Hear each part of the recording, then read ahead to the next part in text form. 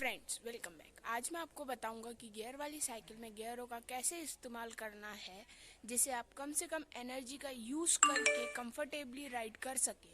So guys, ये एक gear वाली साइकिल है। इसमें आपको राइट की तरफ गियर्स देखने को मिल जाते हैं और लेफ्ट की तरफ गियर्स देखने को मिल जाते हैं। अगर आप राइट वाले को देखें तो अगर आप इसको बैक वाले को दबाएंगे तो आपका 1 की तरफ जाएगा, मतलब गियर चढ़ेगा। और अगर आप आगे वाले को दबाएंगे तो आपका गियर 7th पे जाएगा। और ये राइट का हो गया। आप लेफ्ट पे चलते हैं तो लेफ्ट में आपको 3 गियर देखने को मिल जाते हैं। अगर आप इसको दबाएंगे तो 1 पे जाएगा और अगर इसको दबाएंगे तो ये 2 और 3 पे जाएंगे। अब इसको दबाया तो ये 1 पे गया। सो गाइज, मैं आपको बताने जा रहा हूँ कि फ्लैट रोड पे आपको कौन सा गियर रखना चाहिए। तो आपको फ्लैट रोड पे फ्रंट वाला गियर 2 पे रखना चाहिए और बैक वाला गियर 3, 4, 5, 6, 7 तक रख सकते हैं। और अगर आपको 2/7 में पैडलिंग हार्ड लग रही है तो इसको आप 7 से 6, 5, 4 तक लेके जा सकते हैं। और अगर आपकी स्पीड नहीं पकड़ रही 2/4 में तो आप इसको 2/5, 6, 7 तक लेके जा सकते हैं। नाउ सो गाइस, हमने फ्लैट रोड पे राइड कर लिया है। अब बारी आती है क्लाइंब की। क्लाइंब मतलब चढ़ाई।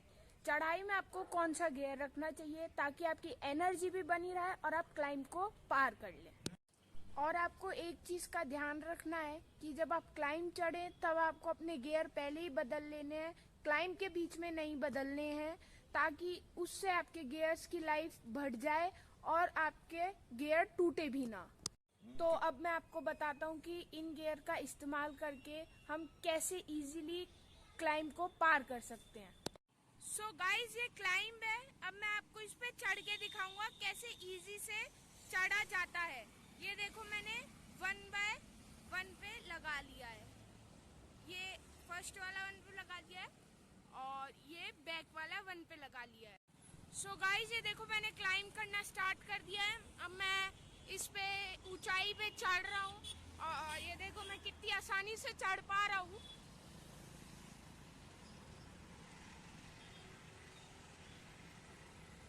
बहुत इजी से चढ़ पा रहा हूँ गाइस मैं इस पे। ट्रैफिक बहुत सारा आ रहा है, इस वजह से मैं साइड में ही चल रहा हूँ। और मेरी देखो गियर वाली साइकिल है तो मैं कितनी इजी से चल पा रहा हूँ। और अंकल जी की देखो विदाउट गियर है तो अंकल पैदल पैदल लेके चल रहे हैं इसे। ये देखो, ये पहले अंकल रहे और ये दूसरे अंकल रहे, पैदल पैदल लेके चल रहे हैं इसे। और गाइस, आपको क्लाइंब के बीच में गियर चेंज नहीं करना। मैंने क्लाइंब के नीचे से ही गियर चेंज कर लिया था। ट्रैफिक बहुत सारा है। Sorry for the noise guys. So guys, मैं क्लाइंब के ऊपर पहुंच चुका हूँ। सो गाइस, मैं क्लाइंब के ऊपर आ चुका हूँ। तो ये देखो गाइस, मैं पुल पे खड़ा था और मेरे को ट्रेन का इंजन जाते हुए दिखा। यहाँ पे बहुत सारे लोग हैं, लगता होगा इसको धक्का मार रहे होंगे। सो गाइस, अब आप डाउन हिल जाएंगे तो अब मैं आपको बताता हूँ डाउन हिल में कौन सा गियर रखना चाहिए। डाउन हिल में आपको 3/7 गियर रखना चाहिए तो आप इससे स्पीड पकड़ पाएंगे। सो गाइस, स्टार्ट कर दिए डाउन हिल। ट्रैफिक बहुत आ रहा है, मैं साइड में ही रहता हूँ। ये इलेक्ट्रिक स्कूटी में भी 4 व्हीलर बना लिया, इलेक्ट्रिक स्कूटी को भी।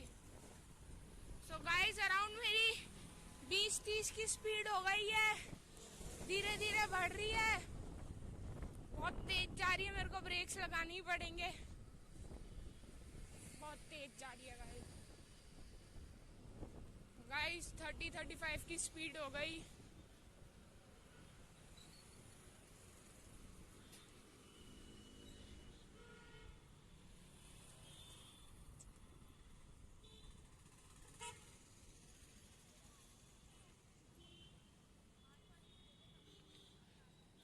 सो गाइस, उतर गए हैं।